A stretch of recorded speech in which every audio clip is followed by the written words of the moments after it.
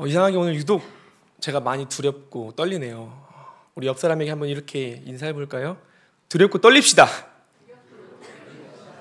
네, 사람이 아닌 내 옆에 누가 있음을 넘어 하나님 앞에서 두렵고 떨림의 반응으로 이 시간 받으시는 여러분 되시기를 간절히 소망합니다. 아마 요즘 40대까지만 하더라도 넷플릭스, 티빙, 디즈니 플러스, 쿠팡 플레이, 유튜브 프리미엄까지 이 OTT 서비스를 이용하지 않는 사람은 아마 없을 것 같습니다. 집에 TV가 없는 저에게는 이런 플랫폼이 생긴 것이 참 유익한 점이 있습니다. 뭐냐면 제가 TV를 안 보다 보니 이전에 초등부 부임하여 사역할 때까지만 하더라도 사실 아이들과의 교제를 통해 아이들이 무언가 보는지 무엇을 좋아하는지 알았다면 지금은 워낙 많은 사람들이 특별히 더 문화에 민감하고 이 프로그램을 더욱더 눈여겨보는 중고청 이 패턴 속에서 이 플랫폼을 통해서 아이들이 무엇을 보고 좋아하는지를 더 인지하기가 쉽습니다. 그래서 이걸 말하는 거구나, 저걸 말하는 거구나. 특별히 이런 홈페이지에 들어가게 되면 1위부터 10위까지 이런 순위가 다 이렇게 쓰여 있잖아요. 그러다 보니까 이것도 좀 넘어서요. 우리 아이들 무엇을 좋아하는지 무엇을 많이 보는지 대략적으로 그 흐름을 읽을 수가 있습니다. 이전에 담임 목사님께서도 주일날 말씀 가운데 몇 번 언급하셨지만 요즘 또 핫한 좀 슬프지만 많이 언급되는 프로그램이 하나 있죠. 바로 나는 신이다라는, 맞나요? 저도 좀 갑자기 좀 헷갈리는데 그런 우리에게 있어서는 이단, 그리고 세상 사람들은 조금 더 쉽게 받아들일 수 있는 단어 사이비에 대한 사회적 고발, 폭로를 또 다루고 있는 프로그램입니다. 안타깝게도 이게 또 다른 플랫폼에서는 이와 비슷한 형태의 고발이 또 한 가지가 있습니다. 그것 또한 마찬가지로 교회를 말합니다. 안타깝게도 이 JMS나 넷플릭스에서 방영되는 이 프로그램은 정말로 우리가 딱 봐도 알 수 있는 이단이라는 단어로 해석하고 말할 수 있지만 또 다른 플랫폼에서 말하는 것은 교회라는 단어를 직접적으로 사용하면서 꼭 우리가 속해 있는 것 같은, 그 중심에 우리도 있는 것 같이 말을 하고 있어 사실 그것을 보면서 상당히 한편으로는 불쾌했지만 한편으로는 너무나도 마음이 아팠습니다. 또 진솔하게 말하면 처참했습니다.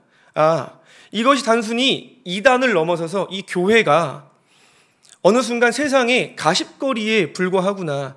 우리가 조금만 무언가 문제가 생기고, 물론 지금 현 교회인 우리를 말하는 것은 아닙니다. 정말 문제가 있는 특별 Y 교회라고 거기서도 언급을 하는데 그 교회의 그런 모습이 결국 기독교라는 전체를 싸잡아서 말할 수 있게 되었구나라는 생각을 하면서 참 마음이 아팠습니다.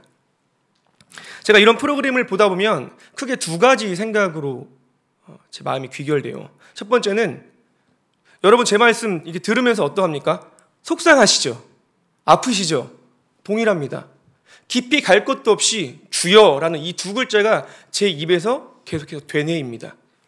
그리고 또 한 가지는 내가 교회의 사역자로서 하나님의 말씀을 받은 자로서 먼저 우리의 다음 세대, 특별히 제가 다음 세대에 속해 있는 사람이기 때문에 더더욱 말씀을 바로 알고 먼저 제대로 가르쳐서 바로 선포해야겠다라는 이런 사명감으로, 이 결단으로 귀결되어집니다. 여러분, 넷플릭스에서 언급되어진 이 다큐멘터리를 보면요, 그곳에 빠진 사람들이 멍청한 사람들이 아니에요. 대다수 명문대생입니다. 맨 처음에 명문대생으로부터 시작해서 그들이 들어오니 그들을 통해서 주변에 있는 동일한 수준에 있는 명문대생들이 다 들어와요. 그럼 그들이 5년, 10년 뒤에 있으면 큰 대기업의 중직에 또 가겠죠. 그러면 그들을 통해서 또 다른 사람들이 다 신뢰하며 들어옵니다. 그렇게 그 이단이, 그 사이비 종교 집단이 점점점 커지고 확대되는 것을 볼 수가 있습니다. 그것을 보면서 무엇을 우리가 생각해야 될까요? 똑똑한 사람도 다 똑같구나. 복음을 모르면 이렇게 되는구나.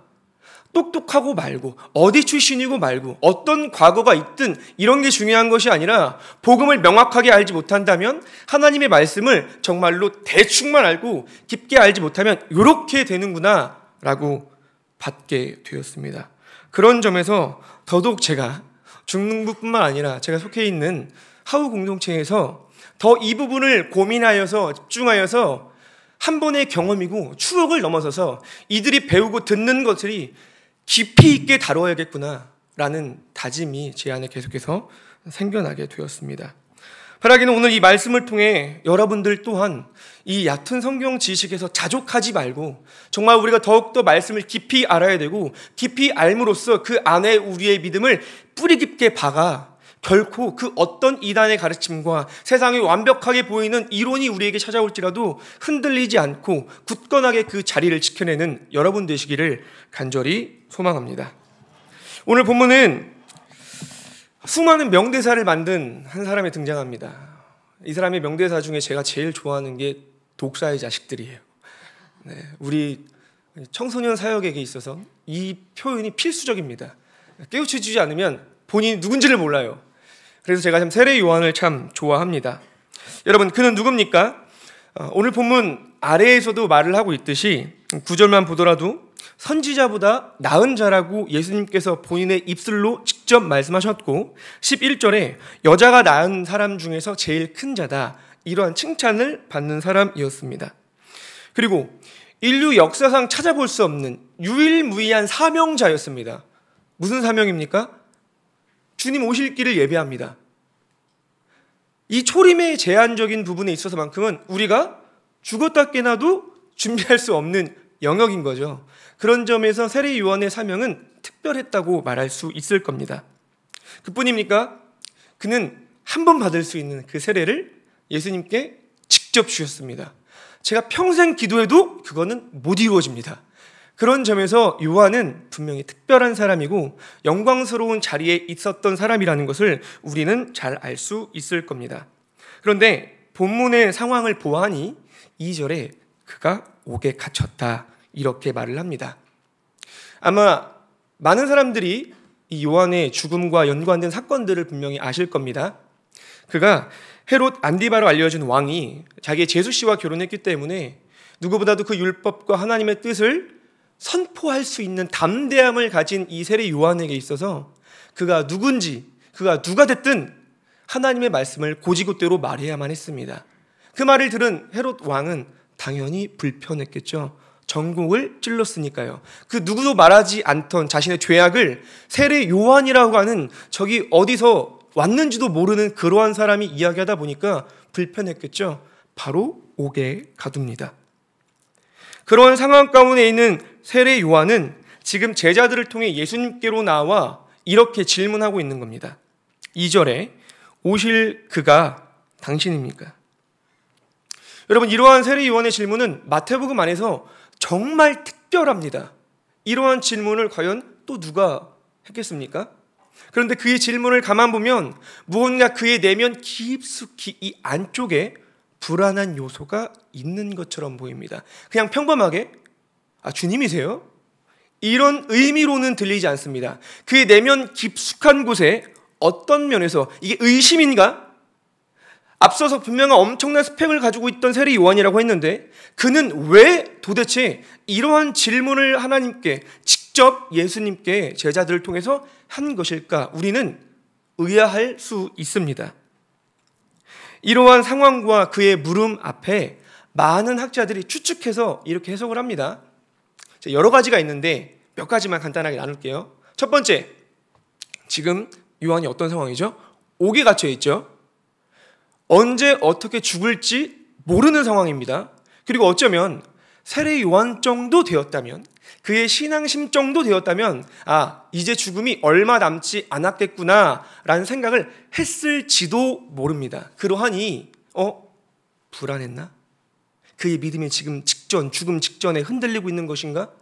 이러한 생각을 했다는 거죠. 한번 생각해 보세요.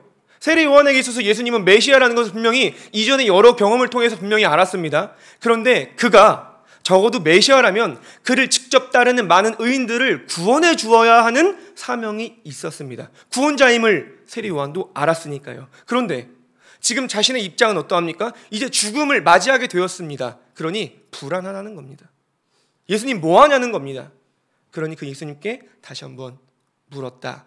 이렇게 말하는 사람들도 있습니다. 또 아니다. 세례 요한이 믿음이 흔들리는 것이 아니다. 그는 지금 확신을 원했던 것이다. 비록 감옥에 갇혀 있지만 그 상황 속에서 그는 예수님을 통하여 본인이 믿고 있는 게 분명함을, 다시금 이 어려운 상황을 뛰어넘을 수 있는 믿음이 필요했던 것이다. 그 확신을 얻고자 했던 것이다. 이렇게 말하기도 합니다. 또 어떤 학자는 아니다. 세례 요한은 지금 제자들을 직접 케어할 수 없으니 예수님께 보냄으로써 예수님을 통해서 예수님이 누군지를 알기를 원했던 것이다. 결국 제자들을 위한 것이다. 이렇게도 말을 합니다. 그런데 저는 지금 말할 이 네 번째 해석을 받아들입니다. 이것이 무엇이냐? 결국 그는 자신의 사명을 아는 만큼 율법에서 말한 메시아를 알았습니다. 여러분, 구약을 보면 예수님에 대한 이야기들이 많이 언급되어 있죠. 예수님이 어떤 분입니까? 구원자입니다. 동시에 심판하시는 분입니다. 근데 그의 지식으로 볼 때 지식과는 별반 다르게 그가 보고 듣고 있는 것을 보니 구원하시는 예수님의 모습만 있는 겁니다.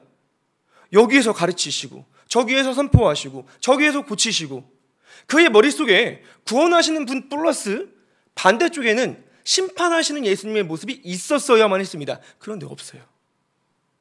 고치기만 하세요. 선포하기만 하세요.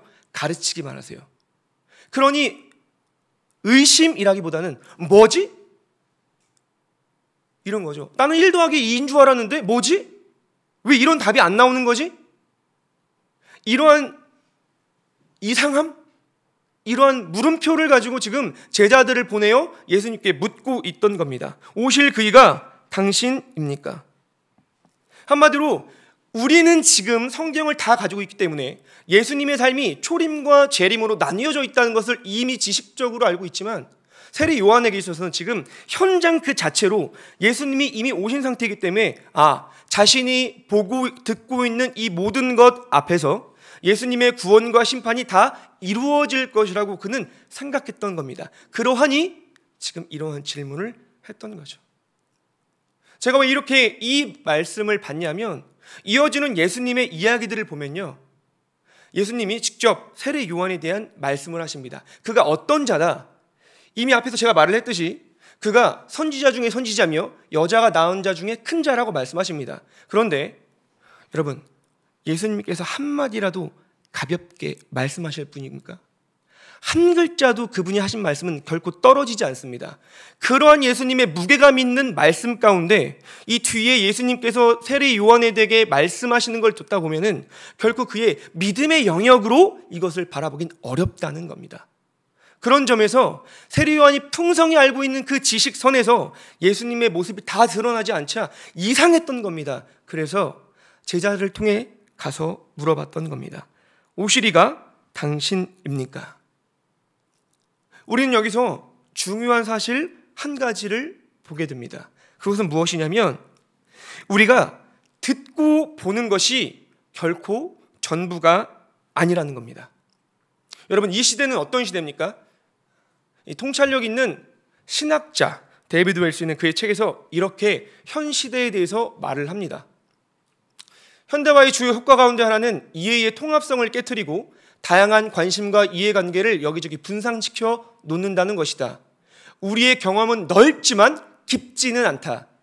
현대인은 경험과 현상에 집착한다. 여러분, 이것이 이 신학자가 말하고 있는 이 시대의 많은 사람들의 일반적인 모습이라는 겁니다. 경험과 현상이 중요하지 않다는 것이 아니라 그것이 마치 전부인 양, 그것이 답인 것처럼 이 시대 많은 사람들은 살아가고 있다는 겁니다. 그것에 집착하여 자기 중심으로 보고 느낀 것을 기준으로 하여금 답인 것처럼 살아가고 있다는 겁니다. 재미있게도 이 신학자의 해석과 같이 오늘 본문 뒤에 이어지는 예수님의 말씀을 보면요, 일맥상통해요. 본문 11장 18절 19절을 보면 이렇게 쓰여 있습니다. 함께 읽어볼까요? 세 번역입니다. 시작.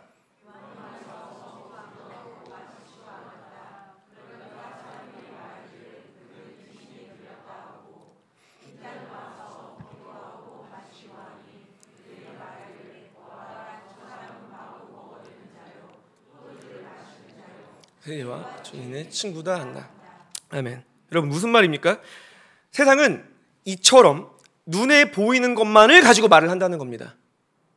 그냥 단순히 눈에 보이고 듣는 것 가지고 모든 것들을 판단하며 하나씩 본인의 입술 가운데 판단을 내려서 맞다고 정답인 양 말을 하고 있다는 겁니다.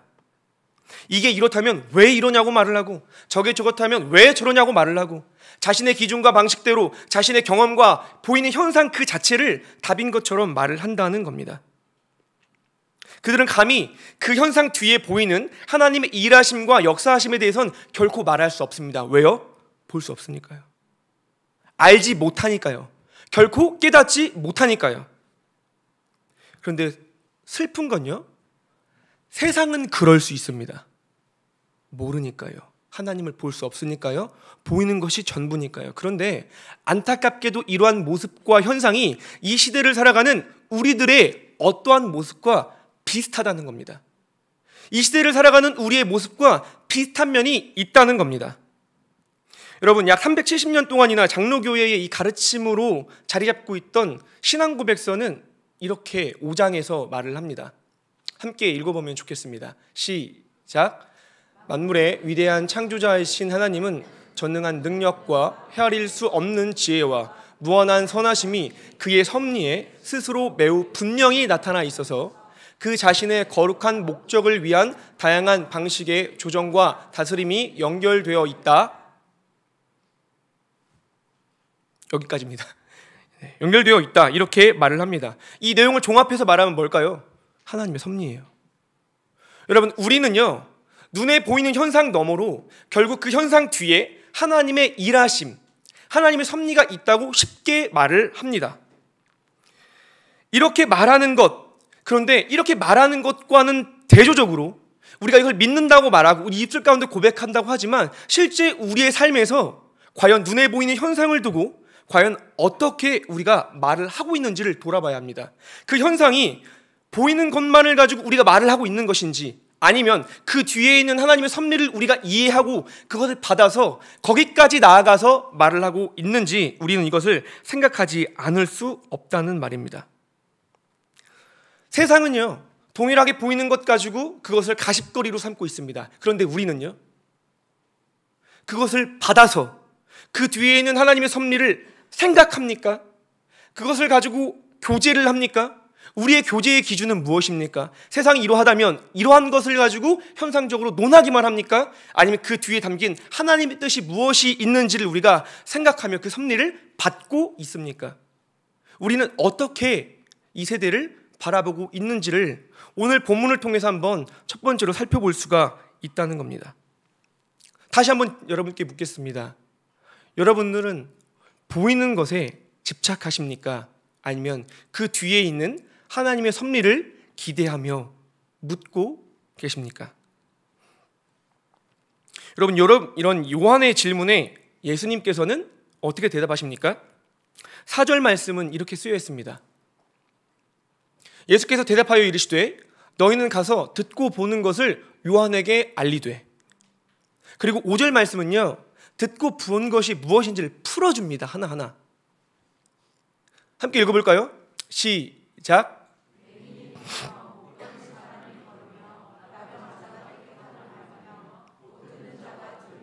죽은 자가 살아나며 가난한 자에게 복음이 전파된다 하라. 아멘. 여러분, 상식적으로 생각해 보세요. 요한이 지금 예수님께서 지금까지 무엇 하셨는지 듣고 못 봤습니까? 지금 2절에 보면 감옥 안에서도 들었다고 합니다. 그러면 감옥 밖에서는 몰랐을까요? 감옥 안에서 들을 정도라면 감옥 밖에서는 더 잘 들릴 정도로 그만큼 유명하셨다는 겁니다. 흔히 말해서 그 당시에 예수님을 모르는 사람은 아마도 없었을 겁니다. 그런데 예수님께서는 이미 요한의 기준으로 다 알고 있고 들었고 본 것에 대해서 굳이 이렇게 말할 필요가 있을까 싶을 정도로 다시 한번 4절과 5절 말씀에 콕 꼽아서 말씀하고 계시는 겁니다. 왜요? 지금 예수님께서는 세례 요한에게 무엇을 말씀하고 싶었던 걸까요? 바로 이것입니다. 눈에 보이는 것, 그 안에 담긴 본질을 보라는 겁니다. 다시 한번요. 보이는 사건에 치중하지 말고 보이는 그 사건 안에 담긴 본질을 살펴보라는 겁니다. 여러분, 세례 요한은 자신이 갖고 있는 지식과 보이는 현상을 가지고 예수님께 질문을 가지고 왔습니다. 나는 분명히 예수님께서 구원자이자 심판자라고 알고 있는데, 내가 경험한 것은 그러한데, 내가 알고 있는 복음의 내용은 이러한데, 예수님 어찌 된 겁니까? 이러한 질문으로 지금 예수님께 찾아왔던 거죠. 그런 세례 요한에게 예수님께서는 5절 말씀, 내용인즉 이 말씀은 우리가 이미 구약에서 몇 번이고 찾아봤던 비슷한 말씀으로서 결국 구약에서부터 언급되었던 예언된 메시아에 대한 설명을 예수님께서 세례 요한에게 하고 계시는 겁니다. 무엇입니까? 그가 보고 들은 것을 넘어서 결국 구약에서부터 예언되었던 그 말씀대로 되었던 말씀이 이루어진 것을 보라는 겁니다. 너의 아는 지식과 네가 보이는 현상을 넘어서 말씀이 이루어진 것을 봄으로써 지금 예수님께서는 세례 요한에게 본질을 보게 하셨다는 겁니다. 지금 예수님께서는 세례 요한에게 본질을 볼 수 있는 눈을 알려주셨다는 겁니다. 여러분, 앞서 우리는 듣고 보는 것 이상의 하나님의 섭리가 있다는 것을 첫 번째로 나눴습니다. 그리고 곧 예수님의 대답 가운데 듣고 보는 것 이상의 섭리를 넘어서서 듣고 보는 그 현상 가운데 본질이 있다는 것도 나누었습니다. 이거 종합해 볼까요? 쉬운 말로 우리가 마주하고 있는 모든 이 세상의 사건, 그 안에 담긴 하나님 아버지의 마음을 알아야 한다는 겁니다. 현상이 이러함은 우리에게 무의미하다는 것이 아니라 우리에게 본질이 아닙니다. 어떤 면에서 제가 참 이 말씀을 준비하는데 참 두렵고 떨렸던 것이, 제가 말씀 가지고 씨름하는데 솔직히 자신이 없었어요. 내가 이 말씀을 선포해도 되는지에 대한 씨름이 너무 컸어요. 근데 이 거룩한 부담감 가운데 두렵고 떨림이 있지만 선포해야겠다는 그 거룩한 부담감이 계속 남아 있었습니다. 여러분, 이러한 사건이 일어나고 땅값이 이렇게 뛰고 내 자녀가 눈에 보일 때 이러하고 이 시대가 어떠하고 많은 것들이 우리에게 중요합니다. 우리의 삶과 직결되기 때문에 너무나 필요한 이야기들입니다. 그런데 우리는 그 이야기를 하나의 가십거리, 그 이상, 그 이하도 생각하지 않는다는 겁니다. 세상 사람들이야 그럴 수 있어요. 제가 저랬다더라, 저 친구는 저랬다더라, 저 집은 저랬다더라, 많은 주제를 가지고 우린 논할, 세상은 그럴 수 있다고요. 근데 복음을 가진 우리는요? 왜 우리는 세상과 동일하게 그 정도에 멈춥니까? 하나님께서 우리에게 원하시는 건 그것만 보라는 것이 아닙니다. 세례 요한에게 말하고 있는 것처럼 너의 생각과 너의 지식이 그 정도일지라도 그 안에 담긴 하나님의 마음을 알아야 되고 그 안에 담긴 본질을 보라고 말씀하시는데, 우리가 보고 말하고 우리가 교제하는 주제는 거기까지란 말이에요. 그게 너무나도 아픕니다. 저 또한 많은 사역의 동역자들이 있습니다. 우리 교회를 절저 논하는 건 아닙니다. 믿음의 동역자들이 있어요. 신대원 동기들도 있고요, 가까운 친구들도 있습니다. 교회 다니는다는 친구들도 있습니다. 대학생 때부터 사역자가 아닐지라도 같은 그리스도인으로 교제하는 친구들도 있습니다. 근데 그들과 교제하면 늘 말하는 것이 똑같아요. 다 세상의 돈 이야기, 집을 구해야 된다는 이야기, 먹고 사는 이야기, 본인이 하나님 앞에서 어떻게 씨름한지를 말하지 않습니다. 그게 너무 속이 상합니다. 눈에 보이는 것만 매여서 그게 전부인 것처럼 살아가요. 근데 우리를 향한 하나님의 뜻은 그게 아니거든요. 예수님이 우리를 구원해 주셨던 것은 그런 이야기를 하려고 구원해 주신 것이 아닙니다. 그 가운데 구별되어라고, 그 가운데 우리에게 하시고자 하는 메시지가 분명히 담겨 있다고요. 근데 우리의 교제는 어떠합니까? 되게 죄송하지만 여러분이 모인 그 모임 가운데의 교제는 무엇을 논하고 있습니까? 하나님을 논합니까? 이 시대를 향한 아버지의 뜻을 논합니까? 여러분이 관심 갖고 있던 그 주제가 어떤 것임을 넘어서 그 안에 담긴 하나님의 뜻, 우리를 향한 내가 어떻게 살아가기를 원하는 그 마음이 담겨 있습니까? 우리는 오늘 본문을 통해서 사건을 넘어서, 보이는 것을 넘어서, 듣는 것을 넘어서 그 안에 담긴 하나님의 마음을 더 깊숙이 바라봐야 된다는 겁니다. 제가 하와께에서 이번에 중고등을 맡아서 죄송합니다. 성경을 가르칩니다. 제가 맨 처음에 들어가서 말했던 게 이거예요. 이전에 제가 설교 시간에도 이 주제를 논했는데, 상향평준화. 죄송하지만 이 시대의 교회가 너무, 저도 포함입니다, 너무 수준이 낮아요. 이 정도 선에서 만족해요. 주님은 우리에게 생명을 걸면서 생명을 주심으로써 모든 것을 쏟아주셨는데 우리는 삶을 지키는 선에서 이 정도에서 머물려고 합니다. 그 이상은 나의 생계와 직관적으로 연결되었기 때문에 부담되니까, 힘드니까 넘어가려고 하질 않습니다. 우리 아이들에게 말했어요. 얘들아, 너희들이 이번 성경을 통해서 난 다른 건 괜찮다, 그저 출애굽기, 여호수아, 열왕기, 상하, 이 말씀을 통해서 이 안에 담긴 하나님 아버지의 마음, 그거 한 가지만 알면 된다. 이것이 누가 누구에게 쓰였는 그런 기본적인 지식이 있지만 그런 지식의 기본 틀 안에서, 이 배경 안에서 하나님 아버지의 마음만 알면 된다. 그것을 알면 이번 학기는 좋은 의미로 성공한 것이다. 그치, 현재야? 고마워요. 저는 동일한 도전을 여러분들에게 드리고 싶습니다. 여러분 열심히 말씀 보시고 기도하시고 또 이 자리에 앉아 계시고 큐티 하시는 줄로 압니다. 그런데 우리가 그 가운데 내가 원하는 그 무언가를 답을 찾기보다는 그 안에 담긴 본질을 보셨으면 좋겠습니다. 내 자녀가 왜 그럴까?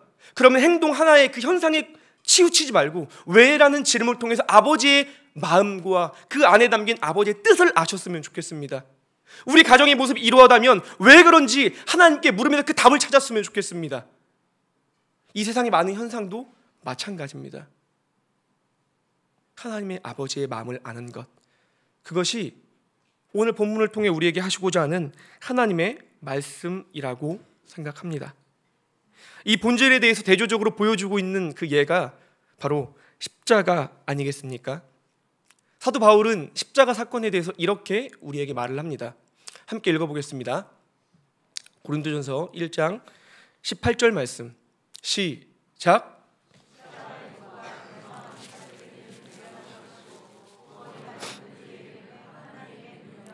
아멘. 십자가의 사건이 어떠합니까? 겉으로 보일 때는 죽음의 자리입니다. 그런데 본질을 아는 그리스도인들에게는 무슨 사건입니까? 살아나는 생명의 사건입니다. 십자가가 세상이 볼 때는 무엇입니까? 죽음의 형틀에 불과합니다. 그러나 그리스도인인 우리들에게 있어서 십자가는 무엇입니까? 모든 것을 전복시키는, 모든 것을 뒤집어 엎는 능력 그 자체인 겁니다. 그런 점에서 우리의 사고는, 우리의 세계관은 바뀌어야 합니다. 우리의 시선은 눈에 보이는 것 넘어 하나님의 섭리, 그 섭리에서 멈출 것이 아니라, 섭리가 있다는 것으로 우리가 만족할 것이 아니라 그 사건 안에 담긴 하나님 아버지의 마음을 물으며 그 안에 담긴 본질이 무엇인지를 우리는 찾아야 할 것입니다. 그런 점에서 우리는 오늘의 본문을 통해 다시금 우리의 눈을 들어 하늘을 바라봤으면 좋겠습니다. 시편 123편 1절은 이렇게 말을 합니다. 제가 읽어보겠습니다. 하늘에 계시는 주여, 내가 눈을 들어 주께 향하나이다. 여러분, 우리는 너무나도 부족하고 아둔하여서 잠깐만 눈을 감아도 올바른 것을 볼 수 없는, 언제든지 넘어질 수 있는 그런 죄성을 갖고 있는 사람들입니다. 그런 점에서 우리의 능력으로는 온전히 그 안에 담긴 하나님의 아버지의 마음을, 본질을 다 볼 수가 없어요. 그러하기 때문에 우리에게 사도 바울과 같은 이 경험이 필요한 겁니다. 사도행전 9장 18절 제가 읽어보겠습니다. 즉시 사울의 눈에서 비늘 같은 것이 벗어져 다시 보게 된지라. 다시 보게 된지라. 우리가 매주, 아니요, 매일 살아가면서 바울이 만났던 그 예수님을 만나는 것, 이것이 결국 우리가 오늘 본문을 받으면서 내려야 할 결론이지 않을까 싶습니다. 바라기는 매일 이 눈의 비닐을 벗겨줄 수 있는 주님을 찾는 여러분 되었으면 좋겠습니다.